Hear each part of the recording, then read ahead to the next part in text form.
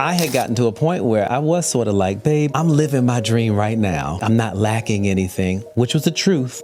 However, she was still like, but we can even do more. Just dream again. So she pushed me to dream again. When I stand in the place of business, there are opportunities that I have that I never would have had, except that we were together. Exactly. Today is the first day and the first episode of season 10. Welcome to the Dear Future Wifey podcast. My homies, Kenny and Faith Jenkins-Lattimore. You had failed relationships. How did you calm your nervous system and say, all right, we're going to go through this process from a healthy pace? You have to understand, Latarius, I started working in divorce court when I was 24 years old in New York. I had seen it all. My bachelor party was a affirmation party. It was an affirmation party.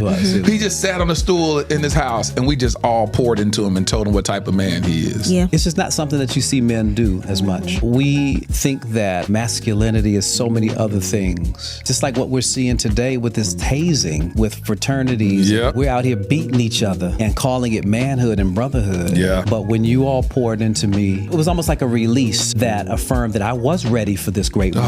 What did preparation look like from a heart posture standpoint?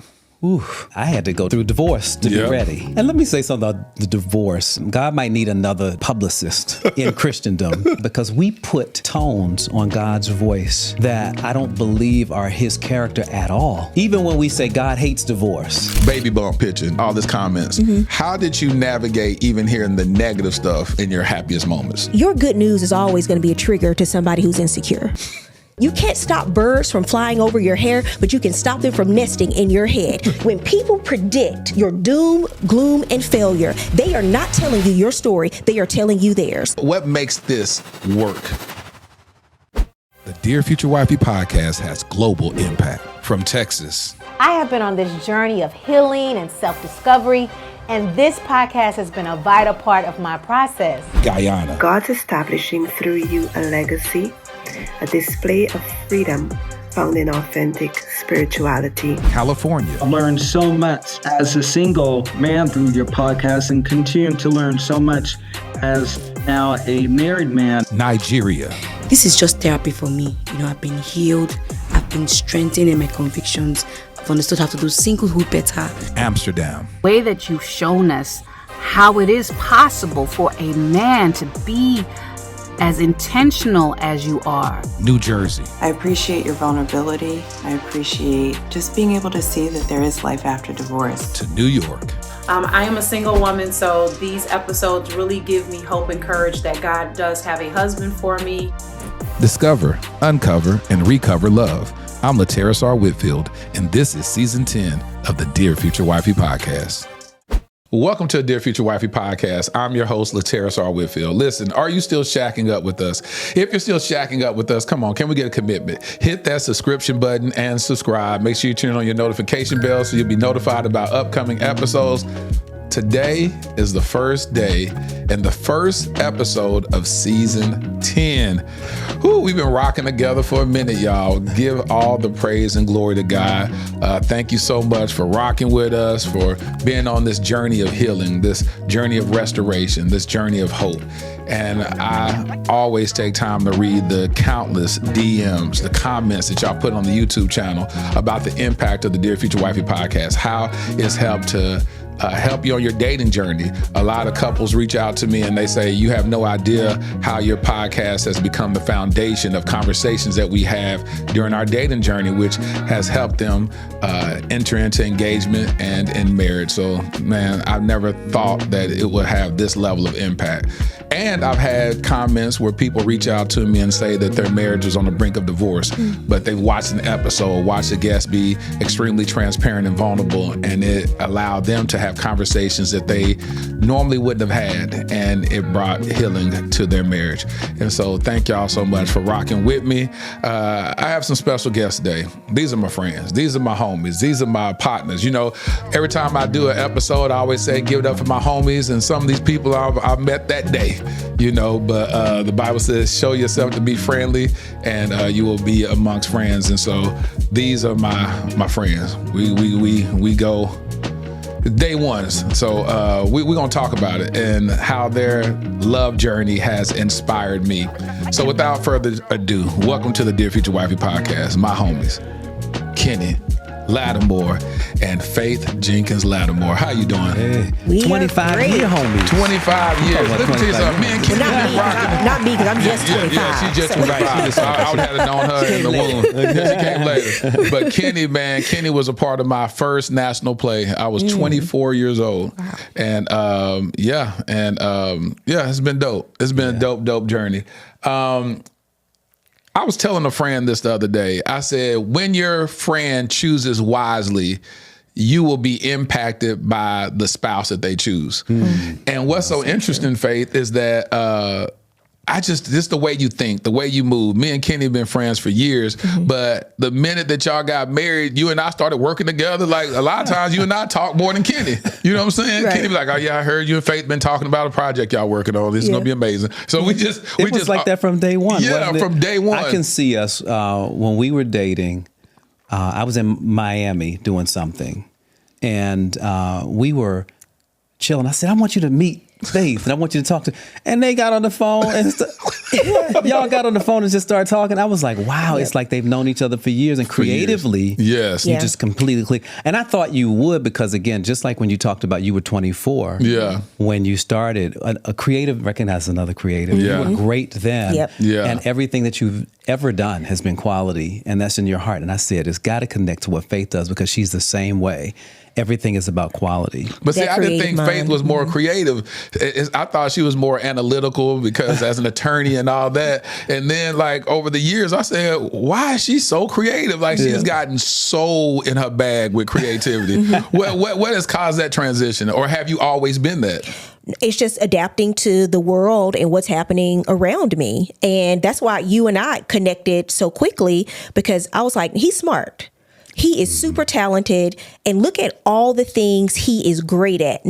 A lot of people are great at one thing and they focus on developing that talent. Yeah. But I told Kenny early on, look, there are a plethora of things that Latteris is great at, and that's why he can maximize his talent and do what he does and make things just take off, because he's able to build brands on his own and then bring in teams afterwards, right? When you know you need help, and that because your time is better spent doing other things than those technical details, and just watching that take off. So from the beginning, we just started talking and vibing on that level. I will never forget the first conversation I had with you. I was at the DMV. And that's not the area on the East Coast. We're talking about DMV for the Department of Motor Vehicles. And so I was at the DMV with Armani taking his driver's test, and I stepped out, and you began to share with me how you guys met. You began to share with Post-it notes that you put on the mirror. Take me back to that moment of the things that you began to pray about and how Kenny came into your life. The year was 2018. And I had an honest conversation with God at that point. I was just turning 40 years old. And I said, okay, what is it that I really want in my personal life?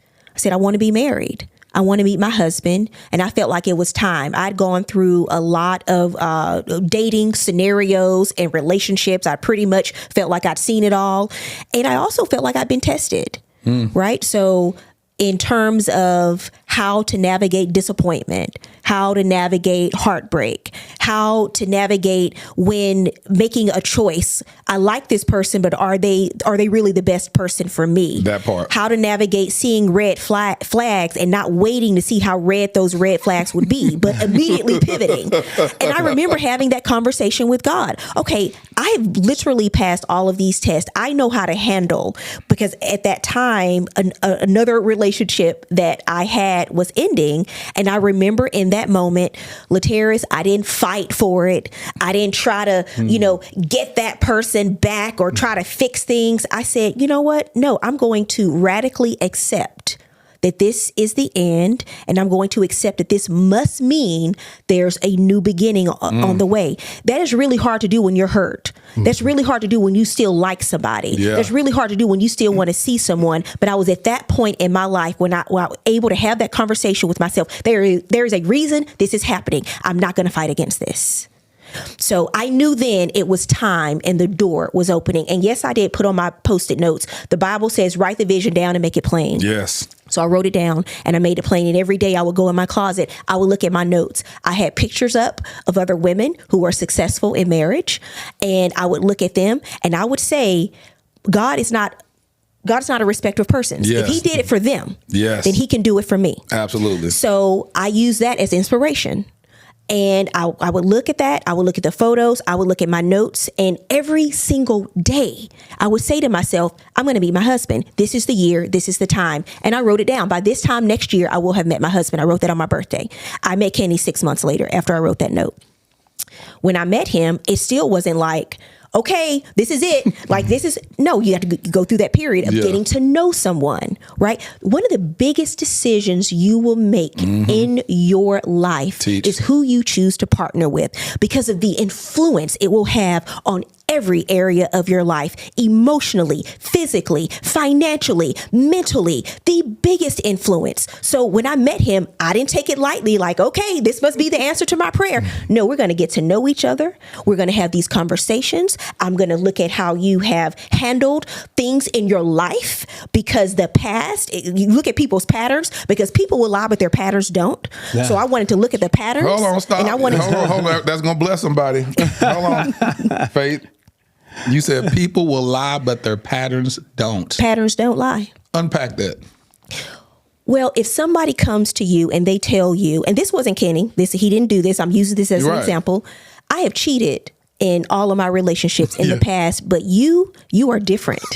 I am going to be loyal to you. I'm going to be faithful to you because you are different. People do not change for other people. They change for themselves. Facts. So if you see somebody with a history of behavior that you find problematic, that is a red flag. Facts. And that means proceed with caution if you proceed at all. Right. So how did you navigate that? So you're talking about, here it is, you're 40 and you've had failed relationships. You putting these Post-it notes up. You're imagining and reimagining what marriage could look like for you. And then you meet somebody. How did you balance your expectations and minimize your expectations instead of saying, oh, this is my husband? How did you calm your nervous system and say, all right, we're going to go through this process from a healthy pace? Well, I knew the seriousness of the implications of choosing a life partner. You have to understand, Lateris, I started working in divorce court when I was 24 years old in New York. Oh, yeah, that part. So I had seen it all. I had seen people who, it just things that brought out the worst in people, right? Good people who all of a sudden started acting out and doing things. And I said, okay, this is an important decision. I've been watching people navigate relationships since I was 24 years old. 24. And so for me, I went into it saying, if this person never changes, I'm not going to marry anybody's potential. We all have potential. But if they never change, there it is. And we're 10 years down the road, is this somebody that I see as compatible with my core values and where I see myself growing a decade down the road? That's good. That's good. That is good. That is good. And so y'all met, but the pace of y'all going from, hey, I just met you. Y'all were introduced by Aaron Lindsay. And so from that moment of where y'all met into the day y'all got engaged, what was the time span? 1 year. 1 year. We dated 1 year. 1 year. And then so let me ask you that. Was that something you told yourself? Did you say, hey, I don't have time to be caught up in these relationships for 2-3 years, dating and all that? I'm too old for this. I ain't finna be playing these games. I ain't gonna be no forever girlfriend. Did you tell yourself that stuff? Well, I felt in my heart then that I was gonna meet my husband that year. So the timing, the pace was never an issue for us because Kenny was at a time in his life, he had been single for almost a decade, I think, when we met. So he was also in the marriage mindset. He knew that he wanted to be married. He knew that he was ready to meet his wife. And like me, he was in a place where career, mentally, emotionally, all of those things, he was also ready. I don't want to speak for you, Kenny, but that's where but we you're were. right. A lot of things were going very well, and I never felt incomplete and all that kind of stuff. I just felt like I'm ready. But one of the things that was important was the core values. I had taken a look at me and said, what are my core values? What am I committing to? Because whoever I'm committing to we have to be committed to the same commitment.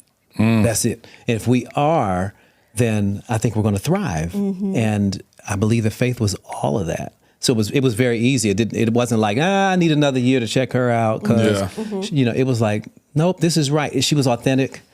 And what I was seeing constantly, her patterns, if you will, were great patterns. And I was like, oh, okay, there's a great pattern here. And I think I understand, who she is. And whatever I don't understand is going to unfold.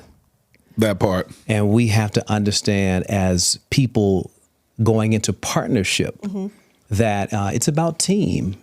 And when you have team members, we look at the football teams out there playing, and sometimes people have a great day, sometimes they don't. Yep. You don't kill your partner. Right. Exactly. But you know that they have the potential for the greatness because you've seen it already. Yeah. You've committed to their greatness just like you've committed to your own greatness because you're one. And you're on the same team. That's what that oneness is about. Yes. You and I used to have conversations a lot about marriage and future spouses and all that. And one of the conversations became one of my letters that I wrote when I would write letters on Facebook. I would write Dear Future Wifey letters on Facebook. And Kenny and I had a conversation, and I quoted him in this, is that he was going to Africa or something. And he was like, man, I get a chance to go to some of the most beautiful countries in the world, stay in some of the most beautiful suites, but it's a little empty not sharing it with somebody, Absolutely. And at that time I wasn't even traveling like that. I don't even think I had a passport. Oh, yeah, I had a passport. I said, I didn't have a passport. I was like, yeah, me and you in two different worlds. But no, I was saying, I was traveling locally every now and then. And so I was like, dang, that is the truth, because most people believe that men, successful men, they enjoy their singleness. Not saying that it's not bad or that it's bad per se, but saying that they enjoy it to the detriment of never wanting to be married. But you have marriage-minded men, which you just said about Kenny and myself. We're marriage-minded, where we can look and say, "This is great, God. Thank you for this season. I'm in my Adam season where I'm naming the animals, but where's my Eve?" Yeah. And so he and I was having that conversation, and we were just sitting on the phone, just talking. And I was just like, man, I don't ever want to get into the heart posture where I don't need a wife. I don't ever want to do that. I remind myself, I surround myself around healthy men that can verbalize that, instead of, like Kenny has never been one of those dudes like, yeah, man, she got a friend, we finna just go on a smashing spree. Let's go ahead and go to the DR and just go smash women. Like that's just not what it is. Right. To another point, during, if you want to call it a bachelor party, we had a words of affirmation ceremony. Yeah. Oh boy. Like we didn't need women shaking their behinds in front of us. We literally as men poured into Kenny for the type of man that he is. You mean right before the wedding? Right before the wedding. Yes. Right before the wedding. My bachelor party was a affirmation party. It was an affirmation party. Yeah, it was. He just sat on a stool in his house, and we just all poured into him and told him what type of man he is. Yeah. And that was so powerful. Yep. I mean, I was wore out. I was completely wore out because it's just not something that you see men do as much.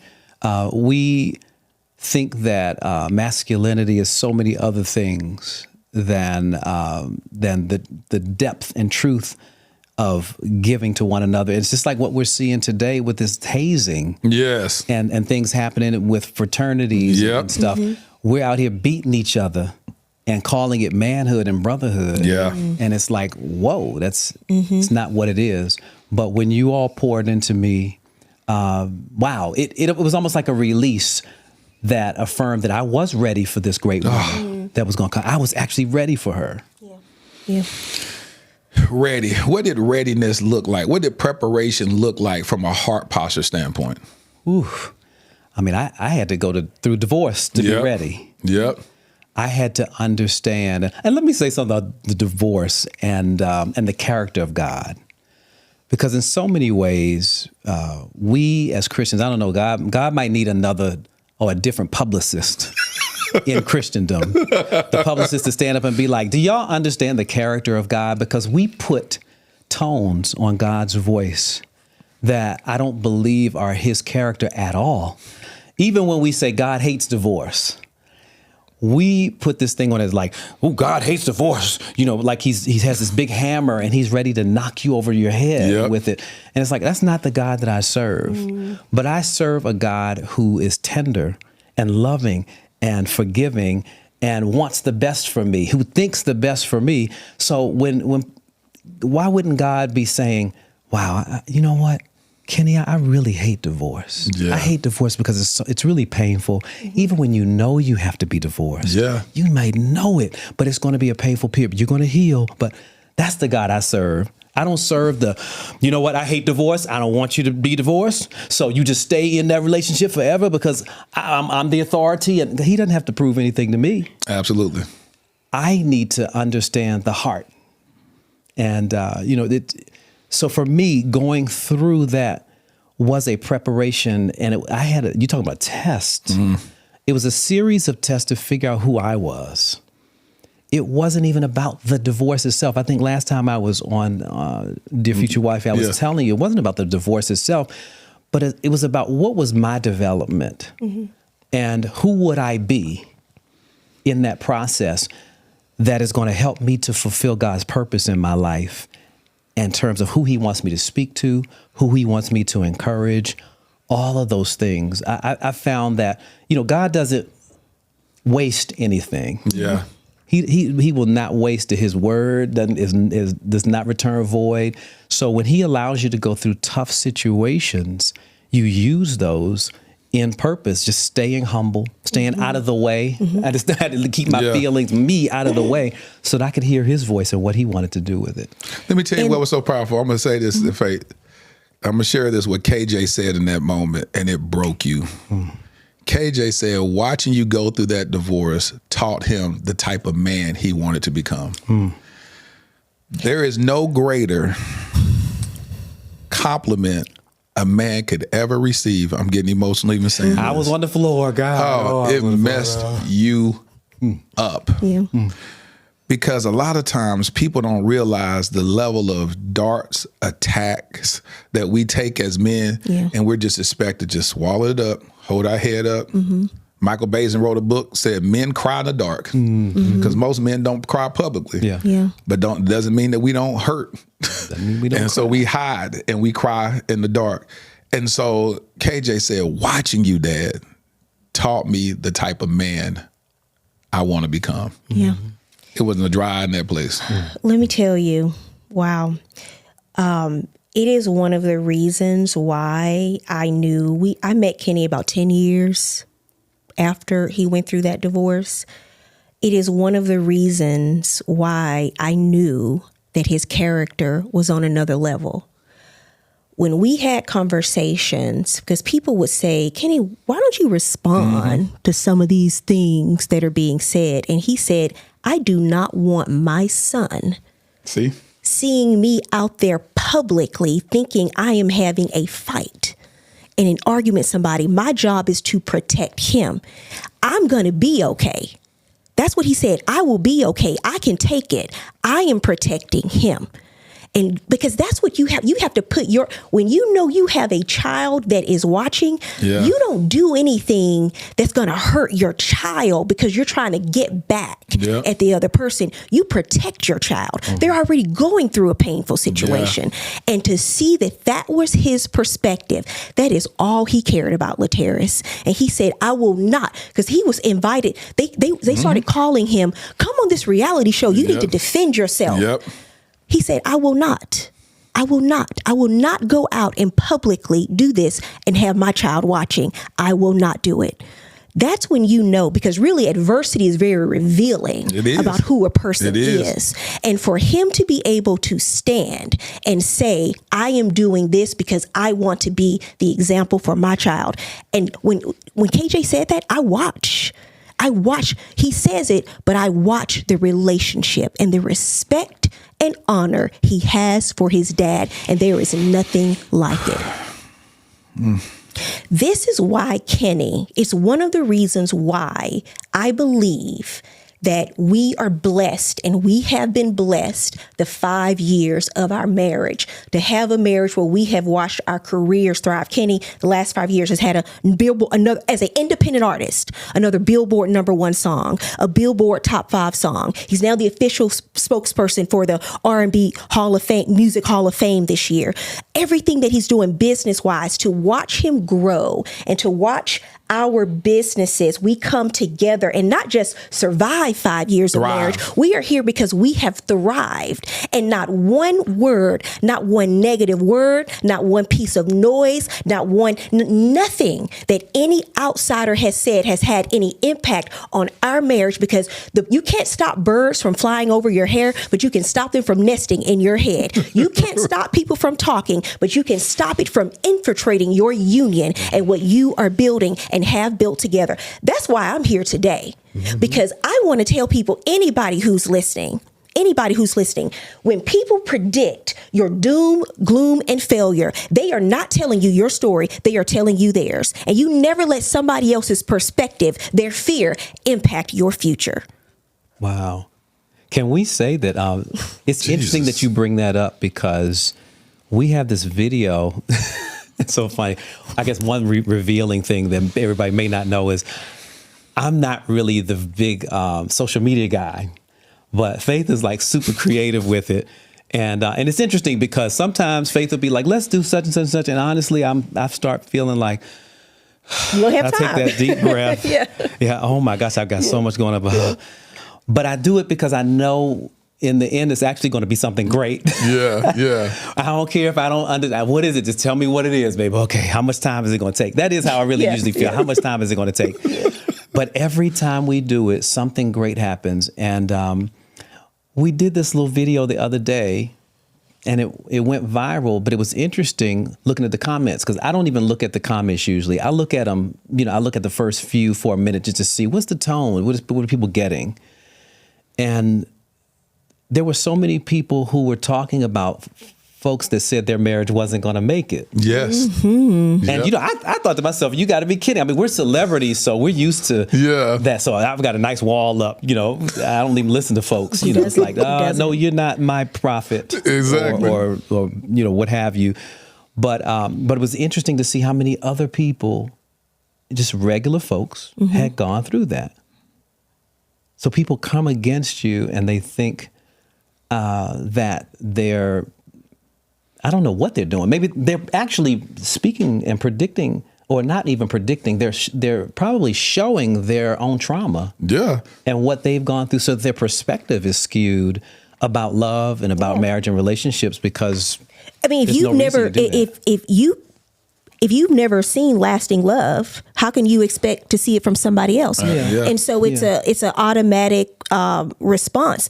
Now, in fairness, the divorce rate in this country is still around 50%. Right. So some people may think, well, I have a 50-50 chance of being right when I say this. 50% of being right. Yeah. Being right. 50% chance of being right. So let me just go ahead and put it out there. Right. But why you gotta be on the negative side of it? That's it. You know what I'm saying? That's it. And the thing about it is, I'm just optimistic. Like, I started this season off, last season of the podcast started off this year saying that I want to see marriage rates increase in the Black community, and then decrease divorce statistics, but also provide tools so we can have happier, more successful marriages. But I don't look at people like, oh, y'all can get divorced. And why would I even want that? Why would I even want to wish that? I plant seeds into the success of marriages. Case in point, when y'all got married, there was nothing more that I wanted to give y'all was the gift of documenting your journey, your ceremony. And I love being in the presence of that. Matter of fact, let's just back up to that day, because here go Faith again, producing. Faith was so genius with the way you orchestrated y'all's wedding. Why was it important to have a flash mob on this beautiful worship song? The choir. I just started thinking about, I've waited a long time for this. And everything that I thought would be interesting and fun. And you have to understand, I was thinking to myself, because we had a lot of people that flew from all over the country, and it was right before COVID. We had people that were coming from all over the world. So some of our South African friends, it couldn't make it because it was the week before the whole world changed. And I just remember. Tell them the date. Y'all wedding date. March 8th. March 8th of 2020. Right. So remember, the next week, everything shut down the next week. Didn't y'all have a date originally that was going to be closer to the time that it was shutting down? March 15th. We were going to do it the next week. Yeah, and then y'all moved it up. We moved it up because for some reason the flights were more expensive and we had so many people coming. But Lateris, I thought about this, and for those of you who are thinking about getting married, whatever ceremony you choose, it's between you and your partner. But for me, I thought, what other day in my life will I have all the people that I love in the same room? I had people that I went to elementary school with. Oh, wow. Law school with. My boss from my very first job. I was a bakery clerk in my hometown. Your very first job. My very first job when I was 16 years old.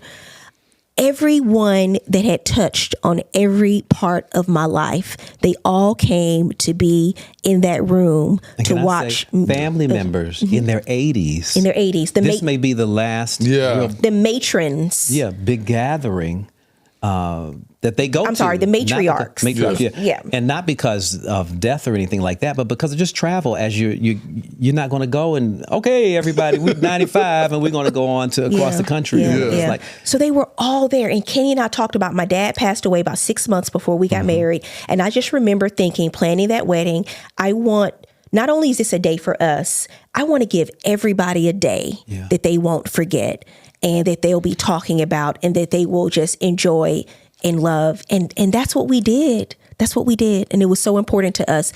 Now, the wedding is super important, but the days that follow, right? The 5 years, what has it been like to get us here? I was telling Kenny, there are 3 other couples that I followed during that time period because they were getting married around the same time. And I just wanted to see what they were doing, what they were planning, their wedding. And all 3 of them are already split from their spouse, from their significant other. So we talked about it. We said, okay, well, what made us different? Like, we're here, we're 5 years in. I feel like we're just getting started. I have a great husband. Kenny is literally, I say he is the easiest person in the world to be married to. In 6 years, we've been together 6 years, Lateris. I am not exaggerating when I say this. I've just never seen him just in a bad mood. It's just not his personality. He's just always like this same calm, pleasant demeanor and, figuring things out. Even when we're going through challenges and we're, navigating schedule and times and having a 2-year-old, he's just right there with, I call him the family diplomat, because when anyone has issues, they come to Kenny because he's going to be right there in the middle, objective and resolving the issues. He reminds me so much of my dad in that respect. Wow. Your dad was like that. He was. He really was. So is that a true thing that subconsciously that women are attracted to some of the great traits that they see in their fathers? The great traits, yes. And for those who did not have great dads, they choose the opposite. Because they've seen what it's like to grow up in certain circumstances. And they say, I don't want to be like that. It's like the story of the 2 brothers who grew up with an alcoholic father. One brother never touched a drop of alcohol his entire life. They asked him why. He said, because I watched my dad. The other brother became a raging alcoholic, and they asked him why. And he said, because I watched my dad. So it all depends on what you choose from your perspective of who you grow up around. So answer this then, Kenny. What about her personality attracted you to her? I'm going to piggyback off of pretty much the direction that you're going in to say that I saw her extremely optimistic. She was my mom to a degree, the visionary, the woman that told me to close my eyes and think about all the possibilities.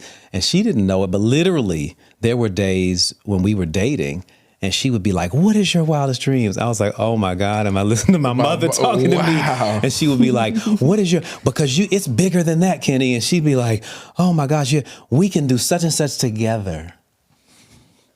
There was no boundaries.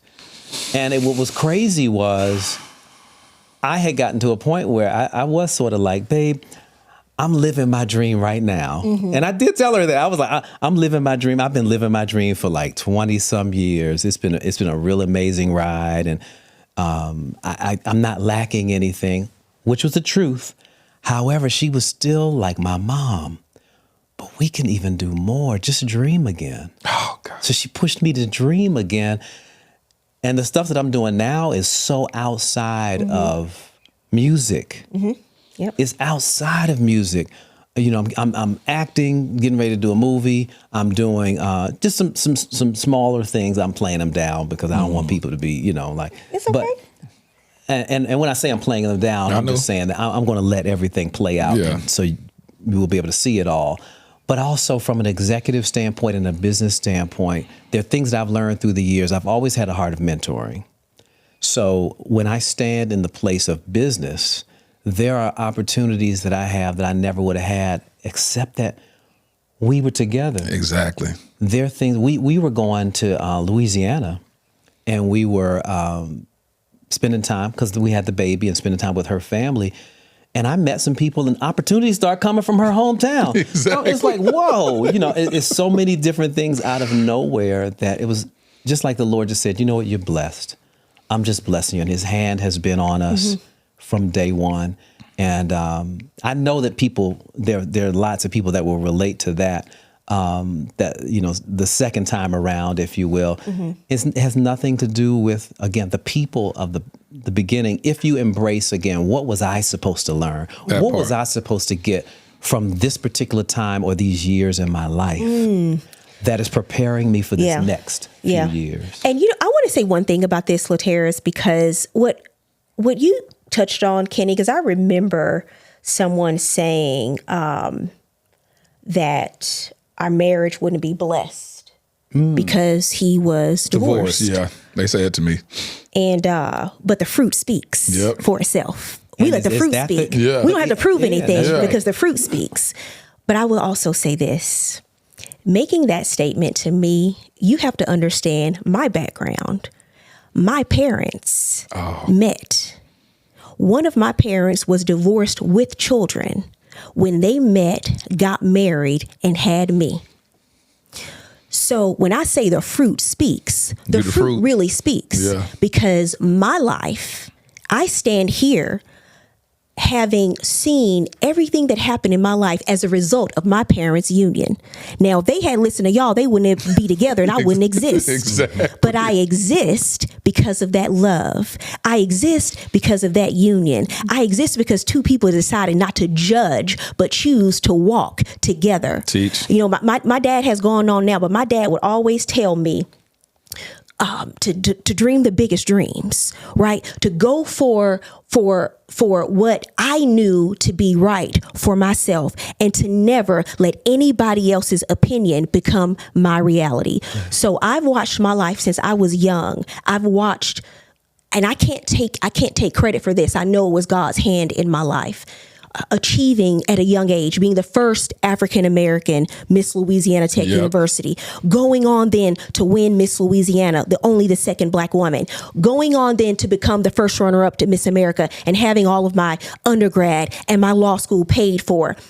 Being able to speak to young people about what it's like to achieve your dreams and to go for it. My parents weren't connected anywhere, but they instilled in me this seed of hard work, sacrifice, and believing in yourself, even when no one else did. So when I stand before you and I say that people, not to let anybody else's fear predict your future, I'm saying it because I lived it.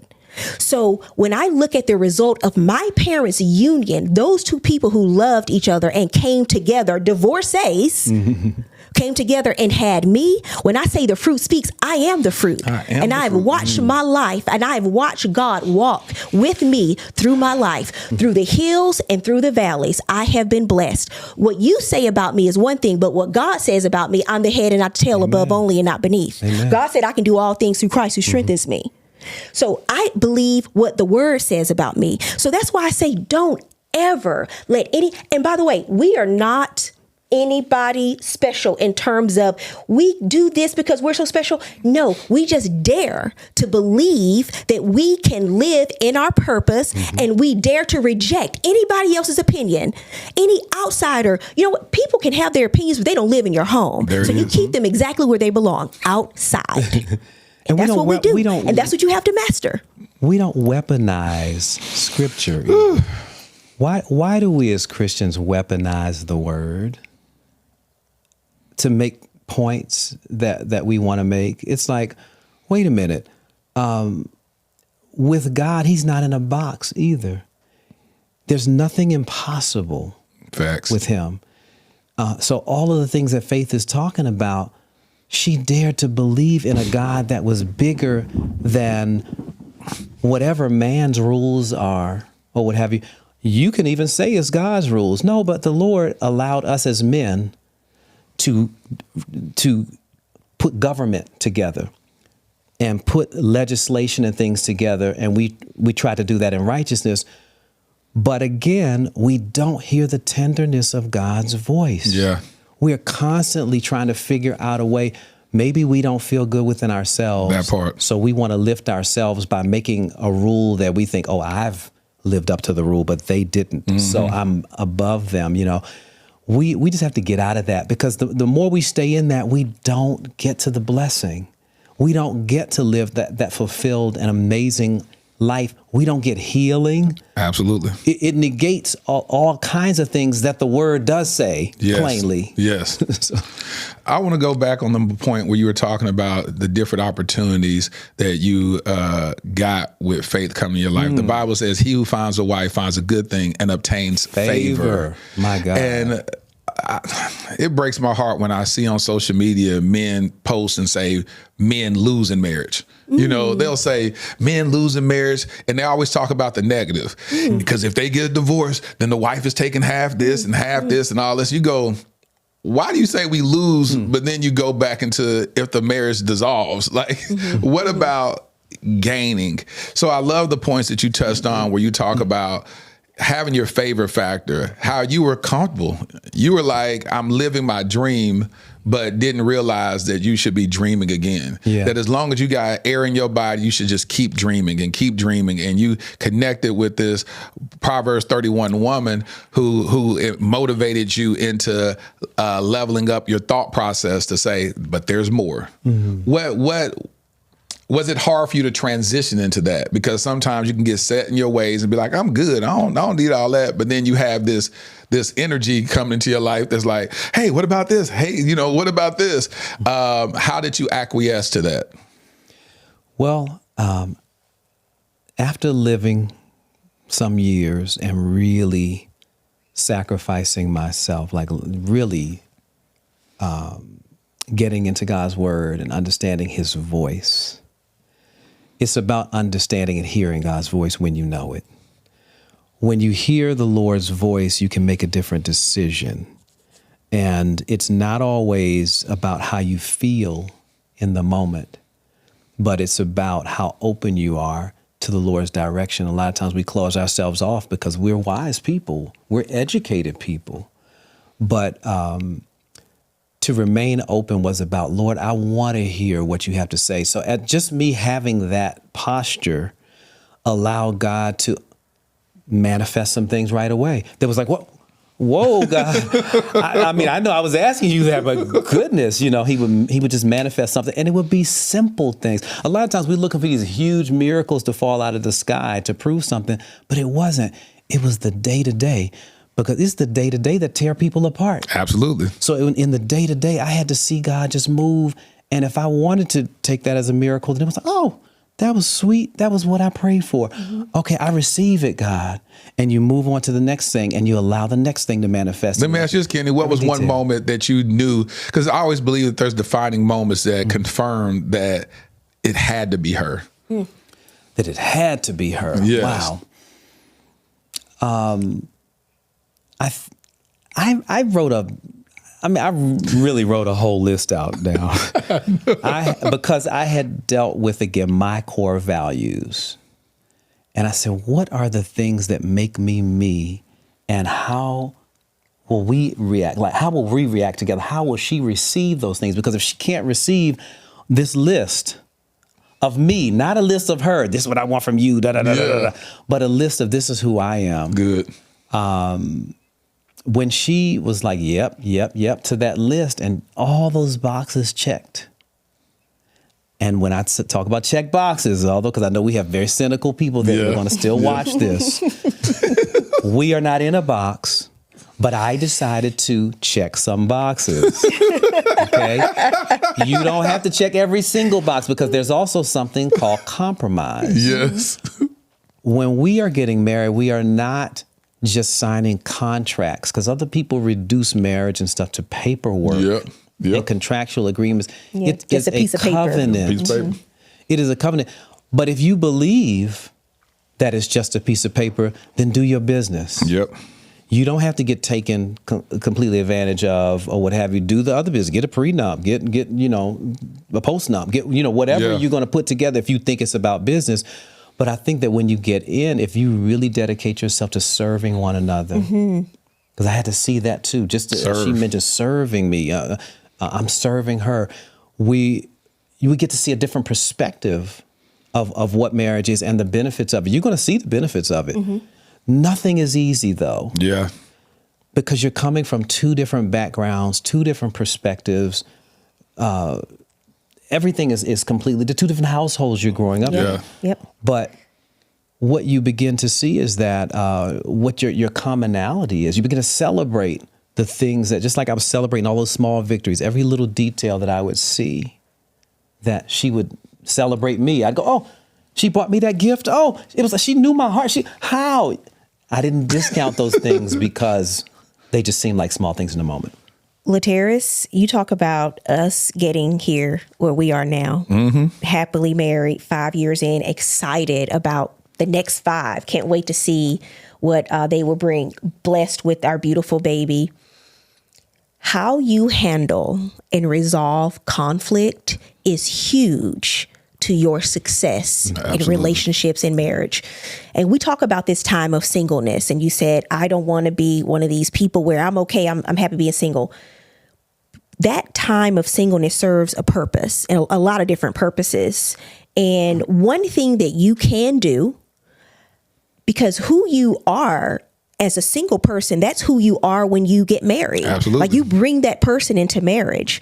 One of the things that you can do to prepare yourself, if you learn how to handle conflict as a single person, it'll better serve you in marriage. If you learn how to compromise well as a single person, you'll see that reflected in your marriage. If you learn how to just navigate life decisions, right, in a way that is not just about you, but the betterment of the team, that will serve you in marriage. All the things that you're doing now as a single person, it's shaping who you are, because that person is going to show up. A wedding, marriage is not a magic wand. It doesn't change who people are, right? You bring who you are into the marriage. And so a lot of times it's that, how do we resolve conflict? And for us, I know for us, because, having a baby and having these schedules where we travel, we're constantly learning how to show up for each other in different ways. For us, it's about what's going to work best for the team, what's going to work best for the family. And then the second thing is this. And people, I think this is one of the most important things that you can be told before you get married, some years when you're into it. Having this attitude of, you don't have to always say it because we don't say it, but I can tell when it's happening. What can I do today to make my husband's life a little bit easier? And he'll ask the same thing to himself. What can I do today to make her life a little bit easier? We just had an example yesterday where our daughter, she just wanted me. And she didn't just want me. She wanted me to carry her around. The whole day. The whole morning. She wanted me to just carry her. And I was we were trying to come here, trying to get things done. And he saw me struggling. He tried to get her several times, but she just wanted me. And finally, he came in and he was like, I know what I need to do. And he found a way right? To take her and just because in that moment I could tell he knew he needed to make my life easier. Yeah. And that's what we do so often. And even if you don't say it, you just do the things that you know is going to make their life a little bit easier. That goes a long way. Was that hard for you, being single for 40 years? You know, you don't have to ask nobody no question. You can come and go as you please. You're upwardly mobile. You got your own, you know, Miss INDEPENDENT. Do you know what I mean? All the little songs, all the monikers and all that stuff. And so now you're married and you have to, and that word, it may be a trigger to some women. You have to ask your husband certain things and get him to weigh in on decisions. Was that hard for you to transition into? Well, first, that's why I think people should enjoy their single season as much as they can, because you don't, I mean, if you want to pick up and go to Bali tomorrow, you go to Bali. Exactly. There's a certain like amount of just freedom and autonomy that you have. And it's like, enjoy this, because it is a different decision. Now you're thinking for your household, not just you. But the funniest thing about us is, you know Kenny, so you know that he basically lives like his home is a museum, right? Everything has a place and everything is in its place. A model, not a museum. A model home. That's right. A model home. Because you can't touch anything in a museum. That's true. He lives like we're in a model home at all times. So if there's a spoon in the sink, he's in there washing it, putting it away. So I walk in, I put my cup down, the baby bags down, I coat down, and I just, got to do what I got to do. So what's so interesting is we have learned now, given his personality in mind, so I know if I put something somewhere and I want to go back to that place where that thing is, I will tell him, hey, Kenny, I put this here. I'm just letting you know it's there. I put it there. I'm going to come back for it. But I need it to be there when I come back. And we have that conversation because I know if I don't say that, not only is he moving, I'm going to be looking for it because I'm thinking I put it somewhere else. So I spent 15 minutes looking for it. And so we've talked about that so many times. I could put a cup down and make one circle around the house and I will come back and that cup is gone. And what did I do with that cup? And I'm looking in different rooms. Nope. It's just where it's supposed to be. But you know what I learned too? I do that for me, and I don't come home and be like, why you leave this cup here? Because I do this. I had to learn core values again. I had to go, Kenny is this guy. And as a result, when you come in, now, what it has allowed me to do for all of you men in particular that are not multitaskers is having things organized, because in military, a lot of times, military guys are like this. They keep things, it's an order to it. It allows you to do more. It's true. And it doesn't put you in a position where you have to come back and do a project. So if you're doing things as things are happening, it's easy. But if I have to come back and do a pile, I'm like, oh my God. That's exhausting. But I also, it's exhausting. It takes a lot more time. And then still, I had to ask myself, what is the why, Kenny? A lot of times we don't want to know our own whys. Why are you who you are? That's always fascinating, right? And that's why I try not to penalize. My son would say the things and he laughs. He'd be like, dang, Dad, you went in there and shoot the dishes without the sink. And it'd be like, yep, but it's for me because it makes me feel comfortable and allows me to operate at a higher level. He's super organized. That's it's just the way his brain works. That's He's super organized and I'm just not as organized. But there's always, I don't know why it's like that. There's always in a couple, one person like this, the other person like that. It's always the extreme, the opposite extreme. It's never like two people that are just both of them neat freaks. But his way is the better way. And I like that. I try to be more organized. Like now I can put things in like their drawers in the right place. They're not going to be folded crisp, like, in the perfect squares like his, but they will be in there. Can they be perfect squares? Perfect squares. Sometimes I just want to go shake it up. Mess it up a little bit. But yeah, no, it's great to see. I love it. I love it. Also, if she's in Dubai and I'm in London for whatever reason, and she could say, where is the, it's true. Where's the such and such and such and such? It's right there. And I'll say, oh, it's in the left-hand drawer. And it's true. It is absolutely true. Oh, okay. Well, I'll have so-and-so go in the house. I'm like, I'll find it when we get back home. I don't want nobody digging through my stuff. I'll find it when I get back. Did your mom teach you that? No, and he knows that. He knows that I grew up in organized chaos. Okay. So that's where I learned it from. And your mom taught you the opposite. Dad, not your my dad. mom. So a lot of times people equate certain things to female versus male, but no, my dad is like that. So your dad is like that. If you go to my dad's house, it's gonna be gorgeous. I've been to it. So yeah, you're right. Now when I look back, I was like, yeah, I just thought because he just moved there, so he was real neat. Yeah. That's just how he is. Yeah. No. He's neat and he knows where everything is in there. Where's that file, son? I want to get, and when I help him move in places, he's been like, I want to get that nice file drawer when I can just pull out that drawer and I want the bill to be here and I want it because he's going to remember that as well as it takes less effort. Mm-hmm.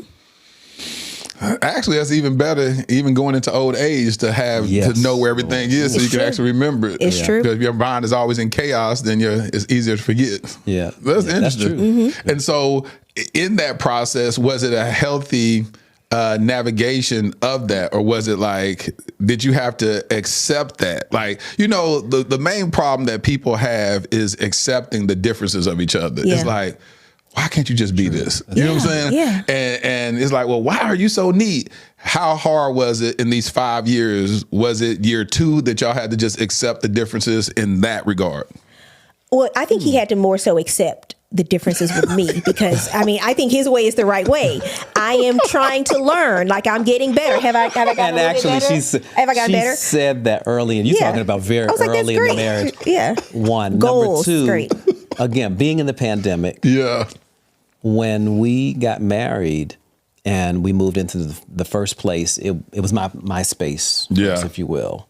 And I didn't know how she would react to it. I was like, I've got to make space for you because that's the first compromise or the first part of the covenant. Is I got to make space and make sure she's comfortable in my space until we move into our own. But I think she honored that this is the way he is. Mm-hmm. And she didn't make fun of it or... Yeah. I think his way is the right way. Like, I know that is something that I can improve on. So I try to look at how he does things, and I really try. Am I there yet? No, but I'm still like trying to get there. But yeah. And I try not to push her to it. For instance, in my brain, right at this moment, in real time, I can see my daughter's, not our spaces. I can see my daughter's toys, and I can see stuff that I'm like, when I get back home, I'm getting ready to turn this thing upside down. It's going to be a model. He's like, is the living room a playroom now? Right. Or is this what's happening here? And I'm going to get the housekeeper together and we're going to reorganize this. But I try, and it's funny because that's literally how I do. Right now. But here's another thing. Here's another thing that we've learned about each other. And I talked to him about this too. When we travel, let's say we're driving, right? I am the best shotgun rider in the world. Is it shotgun driver or rider when you're in the passenger seat? Because I'm talking and I'm just, I'm going to keep this person occupied. We're going to have a good time. We're going to listen to music, whatever. Him, he sleep. He just like knocked out. All right, good. He sleep. And that's what I'm talking about. I was like, come on now, give me something like I give you. Like we're talking, we're listening to podcasts, but it's like one of those things. So you learn those little things about each other. And I know he likes his sleep, so he lets So was that hard for you to transition into, being more social media? Like, because you haven't fully submerged yourself into this world of social media, but you do allow her to get content from you. Was that hard for you to do?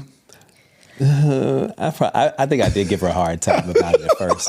I used to be like, I don't feel like it, or I don't. But I remember, and then at one point, I think I was discouraging her. This is what's powerful about marriage. Yeah, talk about it. This is very powerful about marriage. I was dumping so much negativity into it that at one point she said, I don't really love this either. And I think it was because she was busy. She was doing the court show. She was doing a lot, and she was taking the time out. And God spoke to me. Again, I had to hear that small voice. He said, you need to go back and encourage your wife. And I was like, oh my gosh, babe, you actually do social media extremely well. You are good at it. And it makes sense because you come from television. You know how to create content. Yep. And then she was free. Then she was free to do it. And then I still had to go through my, that was our daughter. But then again, I could not deny, you can't deny looking at something that 6 million people have viewed this thing. And you're like, okay, well, it's undeniable. Yeah. So when he was doing that, he talked about the discouragement. So you took that on. You were just like, well, I just won't do it. Well, I know that he doesn't really like social media. If you know, Kenny doesn't post his stuff. He's not that person. We have social media manager, and it's just not his thing. He's just not interested. He's one of, how most people, if they're on social media, they get up and at some point in the morning they'll check and, that's not him. Maybe at the end of the night, he'll be like, oh, I forgot. Let me look and see what's going on today. So he is literally the opposite. So she'll tell me, it's just a part of check something out, and I have to go, okay, and I respond or whatever. But it's like, oh, okay. Yeah. And I would say, hey, somebody wrote to you this really positive thing. Like Maxwell wrote him, he just doesn't see things because he's not there. Maxwell wrote him a really nice comment one day and said, to this day, he remains one of the nicest people in this, what is it, the genre, the music business, I guess. He said he's one of the good guys. Yeah. One of the good guys in this business. And I said, hey, look, he doesn't see it. People think that he's ignoring them, but he's really not. He just doesn't see it. So, but I like that about him too. Because too many of us are consumed and, oh my God, we got to create this content. We got to do this. So I think of things that I think will get maximum results with minimal effort for him. So the day we did the wedding anniversary viral video, well, the video that turned out to be a viral video, I just asked him, no background, no discussion, set the camera up. Hey, can you go put on your wedding tux? He didn't look at me like the actual tux from the wedding. Like everything, yes, like my cufflinks and my suit. Yes. I said, trust me. And I went and put on my outfit from the wedding, and it took us 10 seconds. You don't see that. You don't hear the sound because we use Kendrick Lamar's trending. People were outside in the backyard with lawnmowers and cutting the grass. Like as soon as we went outside to film this, it was like chaos. My allergies are like literally going crazy because the grass is getting cut. So I told him, I said, just listen, try to hear the music because let's get this. Because I knew he wasn't gonna. Once he took that tux off, it was over. I said, just give me 10 seconds of this beat. We did it. It was over. Put the music and it was done. But yeah. But what's funny is, when we got out there, I could tell then that it was going to be special. I was like, oh, that's your idea? I was like, oh. I get it. I get how that's interesting. It was a continuation of our dance video. And what was special about it? Because the dance video went viral. So the original dance video went viral when y'all first got married. So and what was so special about it? We just want to thank everybody for all of the love and the encouragement. I know we talk about the noise and all of that, but truth be told, we're also here because of the love and the support that we've had from our family, from our friends, and even a stranger, an encouraging word. You never know how that's going to touch somebody's heart. Absolutely. So we say thank you. Yeah. We say thank you. And to the extent, we're here, Lateris, because to the extent that any part of our story can encourage somebody else, can inspire somebody else, that's why we share. Because we want to be real with the people. What happened? How did you meet? How did you make this decision about choosing this person? Are you happy with your decision? Yes, we are. How, and you're here now, 5 years down the road. How do you see the next 15? I feel like we've built a wonderful foundation now for the next 15 years. It was my dream to be able to have a child and watch our child grow up in a household where we now get to show her what real and what true love looks like because she's watching us every day. She's watching us every day. That was my dream, to be able to raise a child in a household like that. And we are fulfilling that dream in our lives. So we are truly grateful and just humbled and happy, and everything that's happened over the last 5 years, all the ups, all the downs, all the challenges, the good times, the bad, all of that. It has brought us to this place where we are today, where we know we chose right?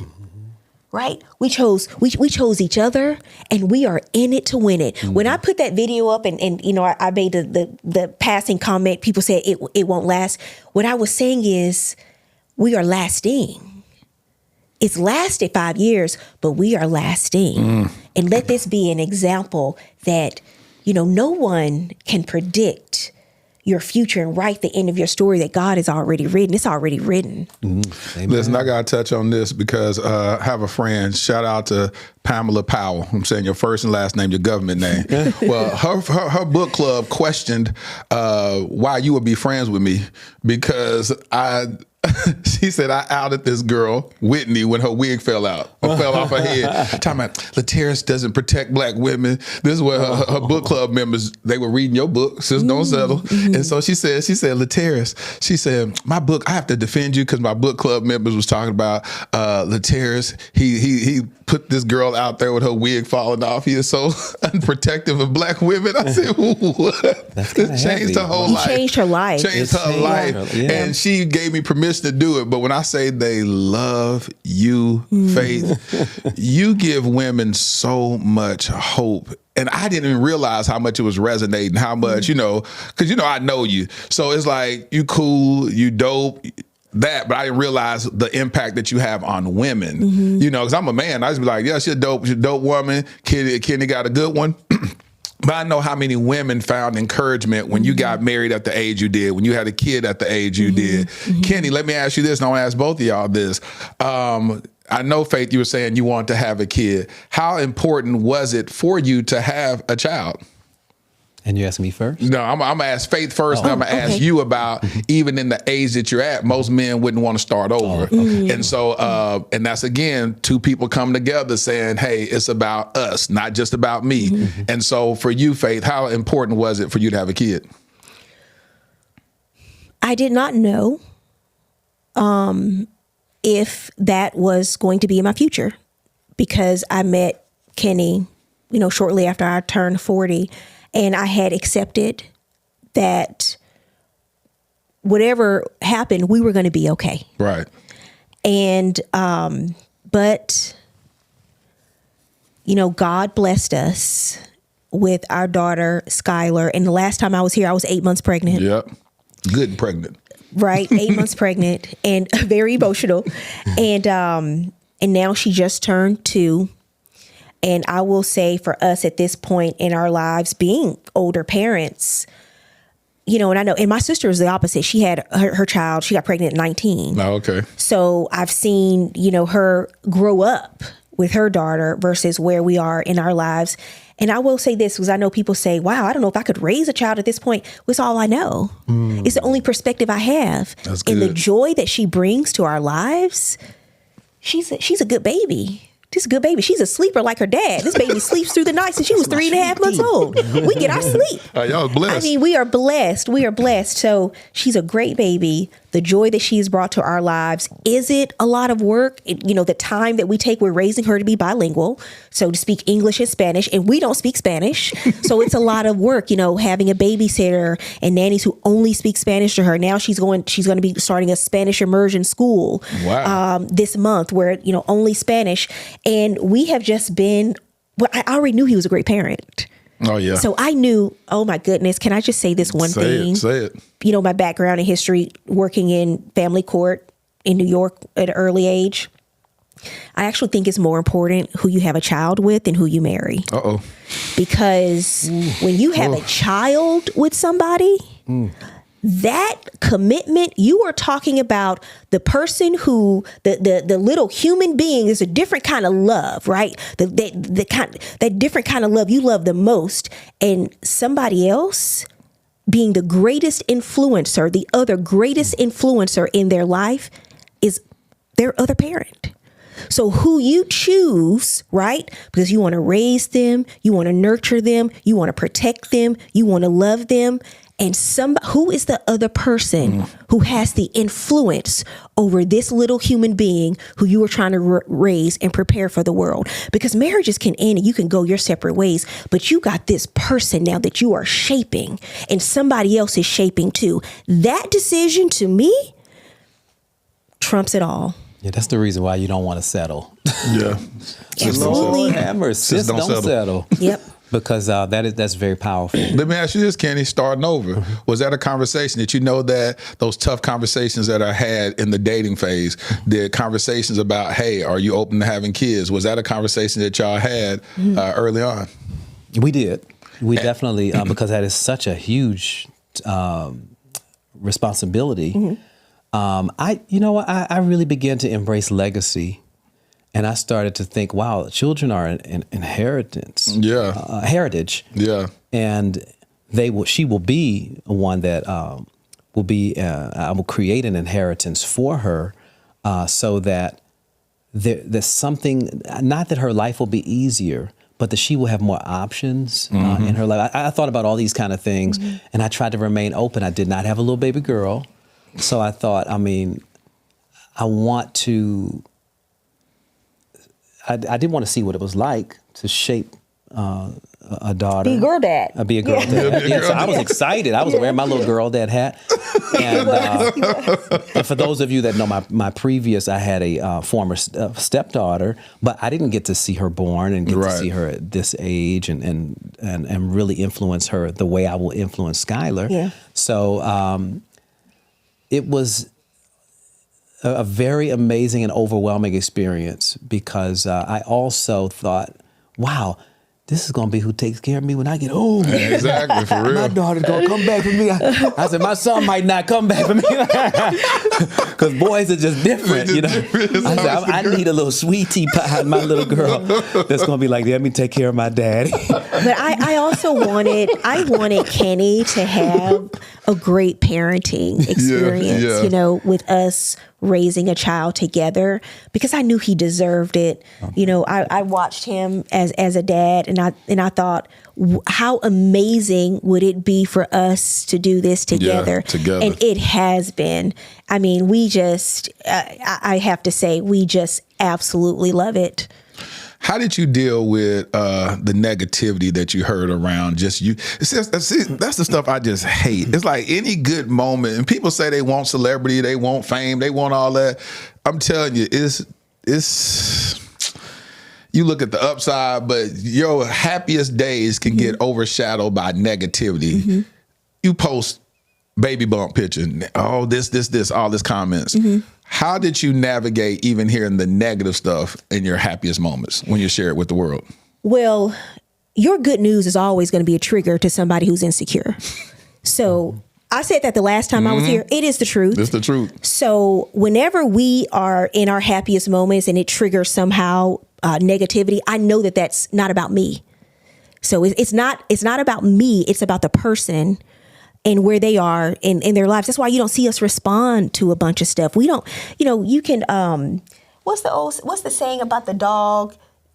You can't throw a stone at every dog that barks. Yeah. Because you can't stop and throw a stone at every dog that barks because you'll never get to your destination. Yeah. Lateris, we don't respond to all of that. We don't, and overwhelmingly, by and large, we get love, right? Absolutely. But for the people who do get that, how do you navigate it?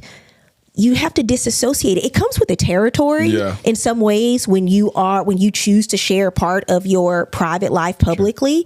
It comes with the territory. So you just have to, in some ways, you have to learn how to develop a thicker skin. Yep. And when I'm pregnant, there was not going to be any amount of stress, anything that was going to take me away from what I was supposed to do, which is grow this child healthy inside of me. I love this podcast and I love what you do and what you stand for. And it's why we come here. It's why we appeared on Black Love. And I'm going to tell you why what you do is so important. As a history, I want you to think about historically in this country, how Black love was not just not celebrated, but white slave owners did everything they possibly could do to prevent it from happening. It is why Black people were not allowed to marry, because they knew if Black men married and had families, they would want to fight for their wives and their children. They knew if black people married and had families, they would start building generational wealth. They knew the strength that would come from community, that would come from black marriages. That's why they tried to stop it. But we as a people decided we're going to find a way to celebrate our black love. So it's been historically consistent in this country that black love has been torn down and torn apart. I do not see how you can be a black blogger, a black YouTuber, and create content that attacks healthy black love and marriages. You are actually doing the work of the white slave owners. What they tried to do when they tried to stop black love and tear it apart and disparage it. So what you do on the opposite end of that, because I know there's an appetite for negativity, right? Gossip is more entertaining than the truth. But what you do on the other side of it, when you celebrate it, when you say your goal is to build more black marriages, encourage people to get married, give them the tools, because when you get married, you need the tools to succeed. When you say that is your job, that is your mantra, that is what you want to do, this is the content that we should be supporting. This is the content that we should be celebrating. This is the content that we should be escalating, because it is about, when you talk about black marriage, you're talking about surviving in a world that did not want you to exist. So we thank you. For this platform. We thank you for what you do, and we thank you for the legacy that you are going to create with what you're putting out into the world. I can't say that. And that extends to the entire black family. Us being separated from our children, but us celebrating the birth of our children. You got to be pretty unhappy to attack, moms having babies, all of that. Tabitha Brown was probably one of the most gracious in addressing negativity. And we probably all can take a page from her book and pray for people when we see things, because we don't sit back and read and take in all of that stuff into our spirit. But if you just happen to roll over it, because I've Googled Kenny Lattimore once before, and I said, I'll never do that again. But I said, oh, God, what? Who is that person? Well, I don't know who Google that person is. For whatever don't reason, Google your name, y'all. He said, who is that person? I saw so many stories. I was like, I don't know who that person is. We have the same name. A little bit of the same history. My picture up there, but I was like, I don't know who that is. But ultimately, pray. When you see people make statements that are just so heinous and evil, actually pray for them. Actually pray. I know we say, well, I know you say we Christians and we say these wonderful things about ourselves in concept. But if we can actually do in real time the things that we know we should or that we could do, it's going to make a huge difference. It was interesting because, as my podcast grew and is growing, I didn't realize my content would become content for other people. For other people, yeah. And so I was like, hold on. They done made a video about something I said, and now I'll be watching it. I'll be like, I did not say that. That's not what I meant. And I'm over arguing at the screen. God said, Lattice, why are you arguing? Why are you wanting people to understand what you know what you meant? Leave it alone. I'm like, but they saying, and they doing reaction videos and all that. God said, it comes with the territory. Yeah. And so, that's what success is. But when I tell you, I ain't gonna lie, man, it used to hurt me. I used to sit back, I said, oh, they got me messed up. I done pulled up on people on their lives. Like, it's this one guy, they be on live, add me to the chat, bring me on the screen. Man, you tell, I'm from the hood, so I ain't used to all this. So I'd be like, put me up on the screen. So one day this dude did this video where he was talking, it was a video that I had that went viral, where I was talking about, I'm not concerned about a woman's body count in the past. And I was like, she could have been with, and I just threw some numbers out, 25, 35 men. The version I'll have of her, no man has ever gotten, because I know how to cultivate a woman.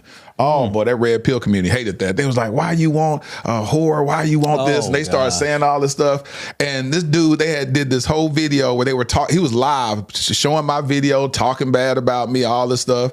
And one of my subscribers sent it to my Instagram and said, hey, they talking about you. I said, who? And I had time that day. day. I was sitting up in my studio chilling. I said, I have my little table here, turned my light on. I went on YouTube. I said, put me in, coach. And they was like, hold on, because they saw Dear Future Wifey. They said, huh? So he said, I said, put me in, coach. They said, hold on, the simp is in the chat. I said, put me in. They brought me up. I said, say. So I pop up on the screen. It's about 500 people on the live chat. And I said, it was during the pandemic. I said, right after in 2021, I said, say, man, what you got against me? He's like, oh no, we just joking, we just playing around or whatever. I said, first of all, in my video, I said, now let me tell you something. I've been delivered from some things. So I said, back in the day, I would have pulled up on you a different type of way. I said, but I'm saved and sanctified, so I'll pull up on you on these internet streets. And I said, so let me ask you something. I said, what you got against what I said?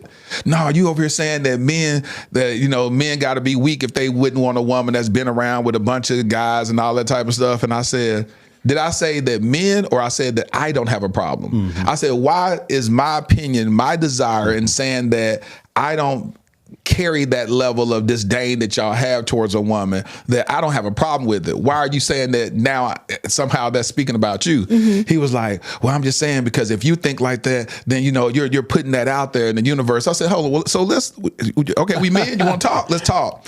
I said, I have a body count. So how do I blame a woman for running into a bunch of me's on her way to find me?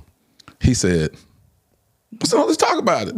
Let's talk about it. I said, let's talk about it. If I had to have been sleeping with somebody's daughters, and I said, so how do I blame a woman who ran into a bunch of me's on her way to find me? If this is the woman that God said is my wife, how do I hold her victim to her past, but I tell her don't do the same for me? I said, this double standard that we operate in, we got to kill that. I said, it's toxic masculinity. Kill that. And I said, but we can have a conversation. So we started having a conversation. Man, when I say I turned the whole chat in my favor, everybody was like, man, he a real N-word. He a real, I like him. He real. And we started talking. I said, man, I went on his red-pilled YouTube channel and began to turn, and then other guys started joining in and say, man, I respect you, bro. I respect you. I said, we got to quit this. I said, because here you are saying you want a woman, but then you're damaging women. And so now you're damaging all these women, telling these women they're not worthy to be yours due to their past. I said, and if you really want to talk, brothers, I said, you want to have a real conversation? Let's have a real conversation. Do you realize that 1 in 5 women have been victims of sexual assault? Black women, 1 in 3.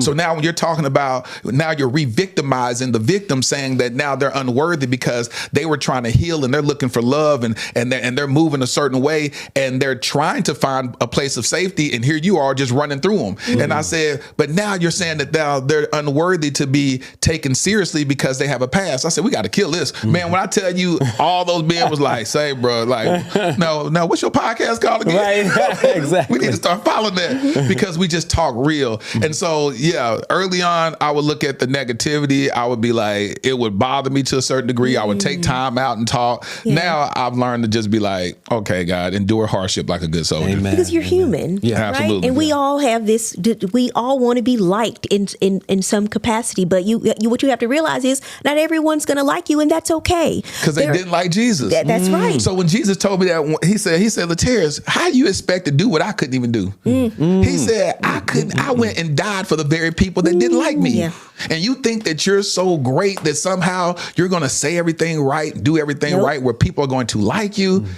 I need you to be delivered from people's opinion. Absolutely. That's the key. And when God delivered me from people's opinion, that's when I was able to even do the Dear Future Wifey podcast and be free. That's right. And be able to sit there, push record, and be like, hey, ain't no big deal. I'm going to help y'all get the most views y'all got on y'all YouTube channel if you take this content, and that's okay. You should be thanking me. So when I do these videos, because I look at some people's content, and they be like, I said, y'all have never had this many views on y'all's videos until y'all put my name in the thumbnail, and until y'all put my name in the subject line. I said, this is interesting. But then y'all saying something negative.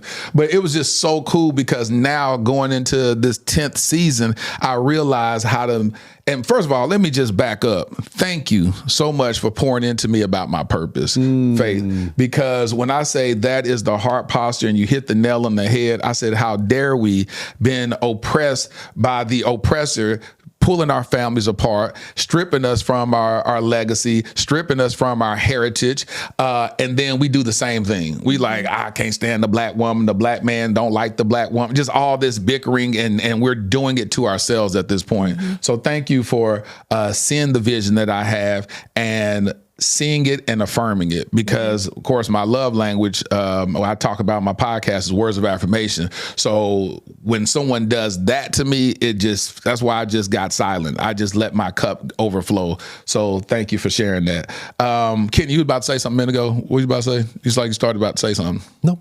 Okay, I receive what you're saying, and all I can say really is happy anniversary, man. Happy anniversary. This is a beautiful way to celebrate the success of Dear Future Wifey, Absolutely. the podcast, you as a creative and as a man standing for truth and the things that will actually change our lives and absolutely change them if we embrace the truth, and giving us a platform to hear, not just for us to speak, but for us to hear other people's stories to encourage us and make us better.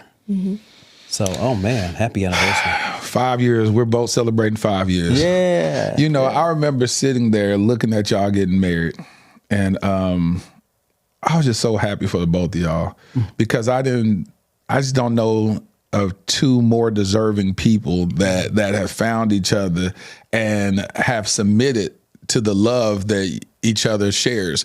Because another thing that people don't talk about is the submission of being able to receive the love.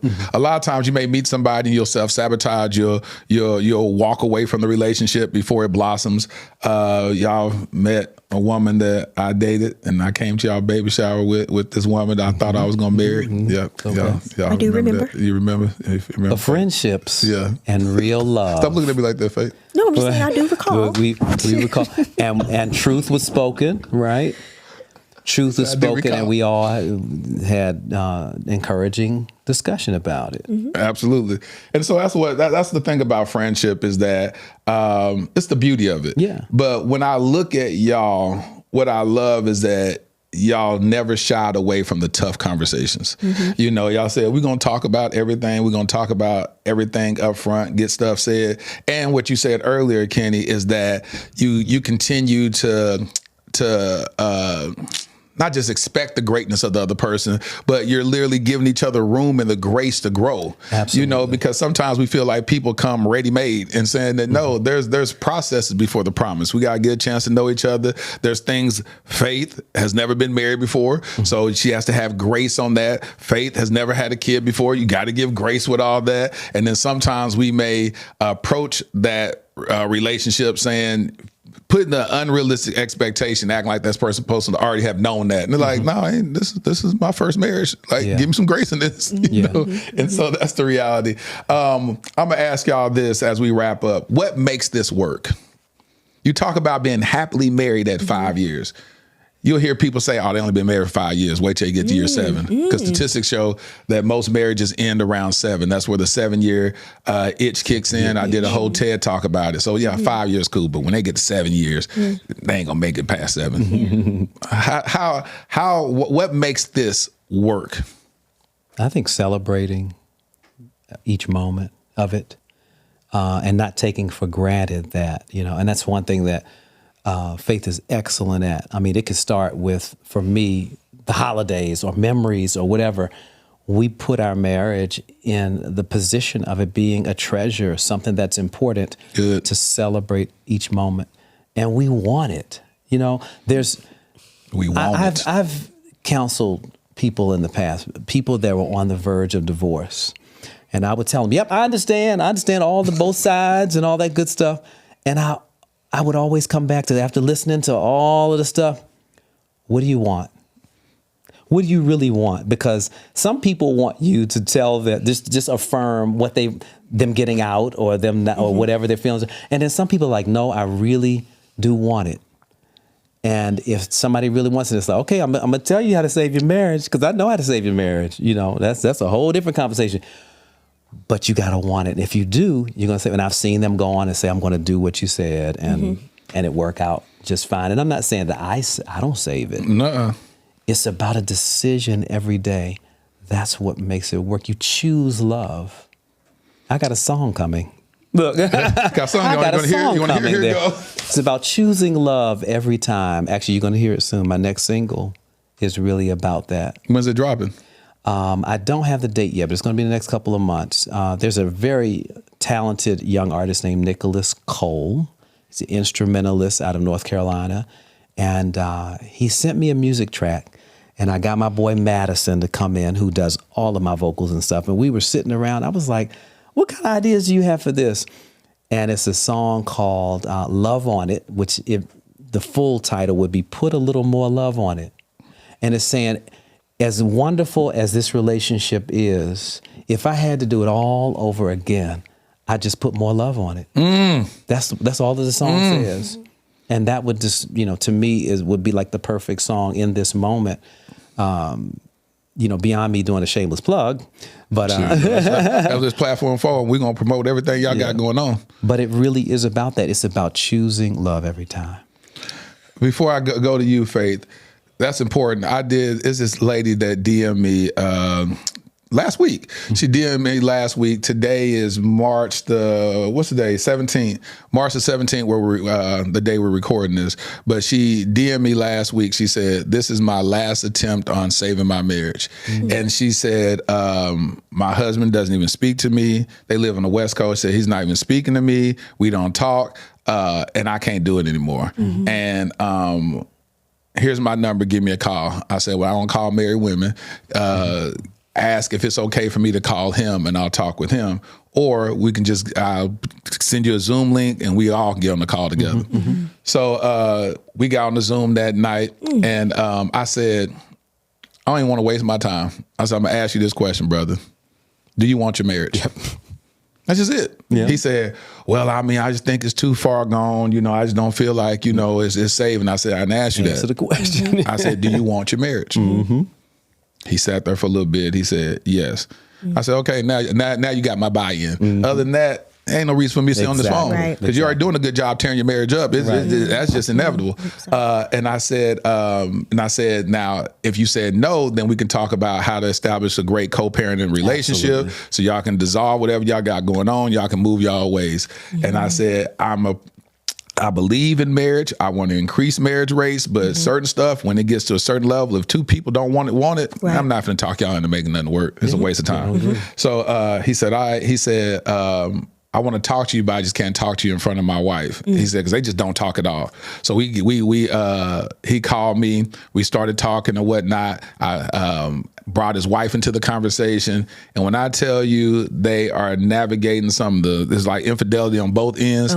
But they were like, I said, "Just put it all out there." I said, at some point, it's like, we're going to throw it all out there. We're going to tear this whole thing down. The house already raggedy. I said, but as I'm talking to you, there's still some good foundation there, and it's still some good bones. I said, you can go into a house and they be like, the bones are still good about this house. That means there's some good structure. Now, the paint jacked up. The kitchen needs to be remodeled. Bathroom is trash. But we can tear all that out and remodel this thing, but it's still got a good foundation, some good bones. I said, that's what I see in this. I said, let's tear it all down and let's rebuild it.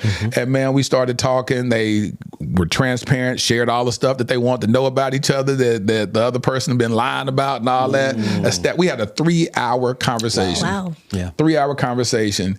And I texted him that night, and because I told him, I said, "Now, here's your homework.